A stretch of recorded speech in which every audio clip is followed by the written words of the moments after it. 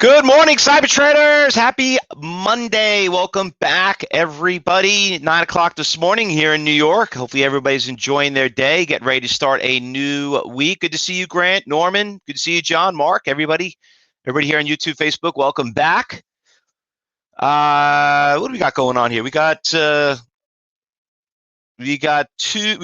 four wonderful weeks coming up. We're probably going to run out of market movement probably going into the third week. I'm just turning around looking at my calendar behind me, but probably right when we get around the 20th, things are going to probably start slowing down a little bit going into the Christmas holiday. You know, Christmas Christmas falls on a Saturday, so you got Christmas Eve. That's going to be on that Friday, so you're going to see things start slowing down right around there. All right, so anyway, we're going to talk about what happened last week. A couple of things made some nice moves. You saw the volatility that we had last week. Bitcoin's taking a nasty hit. I can't wait to, love to see what Josh's thoughts are on that. But, listen, that is a very volatile, stock. Let me, market, and you have to explain to you why. It's no different than a stock market. We see stocks go up like huge, see these short squeezes, everything like that. You got to remember, there's only X amount of coins out there, right? So what happens, it keeps changing hands. When you have a stock that has a lot of shares out there, like for example, like Ford, we traded Ford last week. All right, to move Ford takes a lot. I mean, already traded 1.2 million shares. If you look on the volume, which, by the way, they don't really ever talk about that much. I'm going to ask Josh about that. He knows more about it. They don't really talk about the volume that it really trades. They only talk about what it's doing. But when it keeps changing hands, if it changed a lot, it makes it more volatile. So that's because there's only X amount of coins out there. Stocks are exactly the same. Some of these stocks, they don't have that many outstanding shares out there, and we don't have that many outstanding shares. It makes that much volatile, and it makes that much more, crazy as much as it dropped. Even gold went down, and oil looks like it's up a little bit too. But about what's going on last week, let's talk about that really quick, and then we'll go through some of the stocks this morning, because we have phase 3 today, which we always look excited for. We're going to go out there and take what we learn and put it to the test. Remember, it's about not controlling the winners, it's controlling the losers. So a couple of stocks out there we're going to talk about from last week. Let's start off with the CFVI. All right, so that stock, let me make changes to a 2-day chart right here. So you can see that stock gapped up again this morning. I'm going to put this back on the watch list, the CFVI. Just be very careful. It's got a big spread. It already traded almost 11 million shares, and we're only like, the market's got 25 minutes to go, but it had a great push in the afternoon. You could see it right here. Started around $10, shot up to about 12, went up to 16. The stock just, a couple of days ago was literally you could see it was at 9. So nice little move on that stock, but once again, very, very volatile. Okay, so want to be careful with that. CYAD, another stock that was a pretty good mover, had a couple of nasty shakes out there. That one was a little bit more of a controllable stock. What else we had? Oh yeah, all the these also are taking big hits. I mean, now with the new virus, there's another strain out there. Stocks are getting really hit. You could see it happen over here with Carnival Cruise Lines. You could see what's happening with a lot of the airlines. So they're trying to come back a little bit. I told you this: be very careful going into this month on thinking about, I want to position myself in some swing trades and so on. I got out of pretty much all my short-term swing trades, and I took a little bit of a loss there too. I'm not going to lie, because I'm getting this rally, and you could see the market, same thing. It goes up, it goes down, and it's been on a downtrend. So don't be fooled by seeing the market at 250 points. You need to see consistency of 3, 4 days before you could really justify it. But one day we're up, one day we're down big. One day we're up, next day we're down big. How many times have we seen the market? We're up in the morning, and then we get around 10 o'clock and we're already negative. So it's a lot of head fakes going on. What else we got? Yeah, Ford's doing pretty good. Bill says, I'm moving forward, Bill. Yeah, I wish. Have that would be the day. Riot and all those stocks are taking very, very big hits too because of Bitcoin. You could see that Riot was at $40, just in the beginning of December. Look, it's already down to 25. Mara, same thing, great run up. Stock was at 30 back in October, ran to 80, really taking a very big hit. And it all started from Friday. You can see how it's gapping down pretty big, all those stocks. And then also another big thing, I was talking to have a couple of family members of mine, like my nephews and stuff, and they're all part of the Wall Street bet stocks, and they're looking at this. They're looking at the AMC, and they still believe it's going to come back. I said, listen, when that stock breaks 30 major support levels, the stock can go down. You could see it where it was at 10. It really doesn't have support levels there. Been trading there the last couple of days, but got to be careful with this AMC. Stock had a big hit, went from 31 down to 26. It's a major hit, but it made a big recovery. That was a fun stock also to trade. But once again, it was Friday. It's not our typical type of day to trade with days like that. So we really didn't have that much of activity going on when it comes to that afternoon. But AMC's game's over probably, Norman saying. You know what?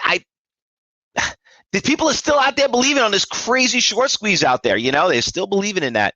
So listen, the volatility is there. Now, thinking of that play game, listen, but being here so long, you probably know this. There's always a new day, and there's always new stocks to trade. So, listen, the Bitcoin, great story, great run up.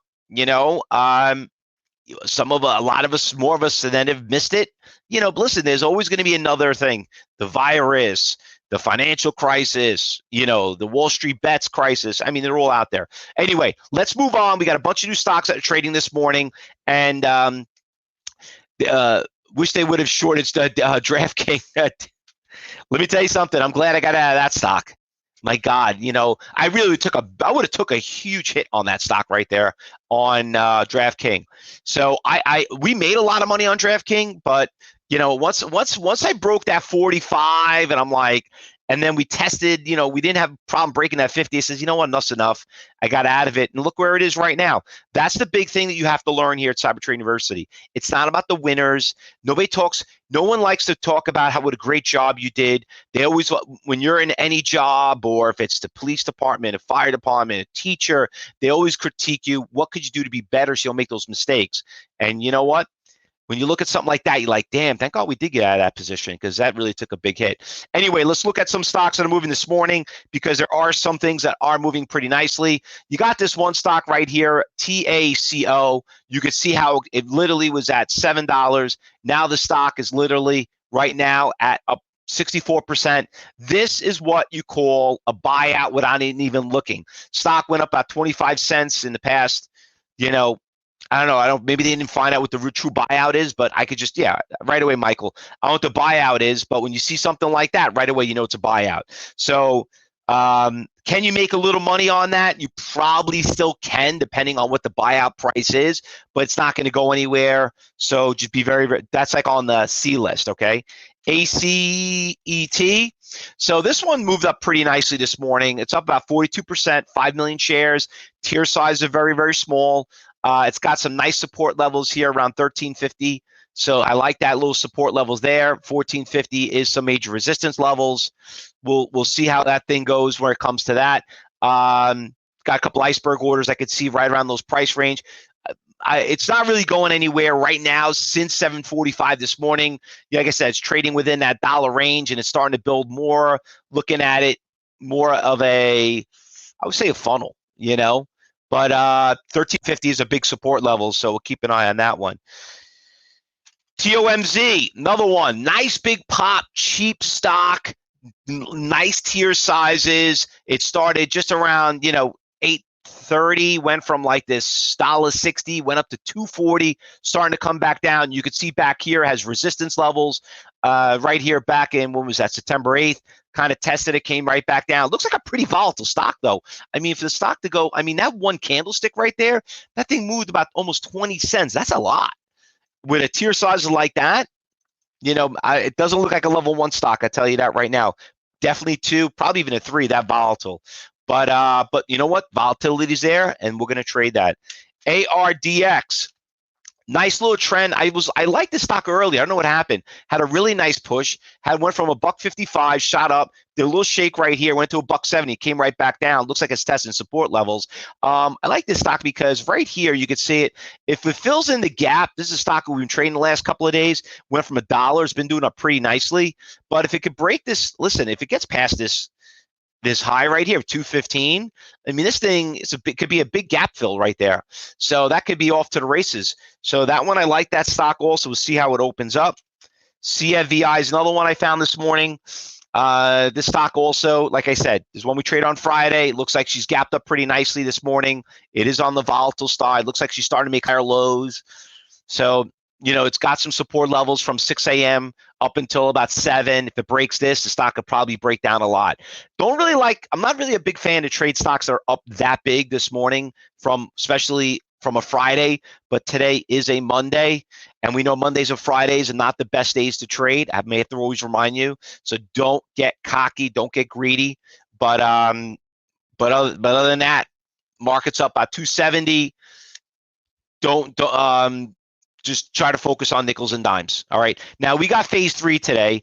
And remember, today is going to be an exciting part of phase 3. I know you guys just finished phase 2. If you're a student, if you're a gold and platinum, if you want to get into the classes, talk to education advisors. If you're in the cyber, if you're from YouTube and you want to know more about them, just do the trial and get into the trading room. But we're going to focus a lot on these entries and exits and and having more of that game plan. That's really what we're going to look at. All right, guys. But other than that, let's go out there, make some money, and try to control those losses. So you got about a little bit more than 15 minutes before the market opens up. Let's get into class. And Josh will be running the room, and Rich will be back on Wednesday. He's on vacation, if you haven't noticed. So we gave him the day off, gave him some days off to enjoy before we get. This is really kind of a slow time of the year, so really don't want to get too crazy when it comes to trading. All right, guys, good luck, happy trading, and we'll see you in class.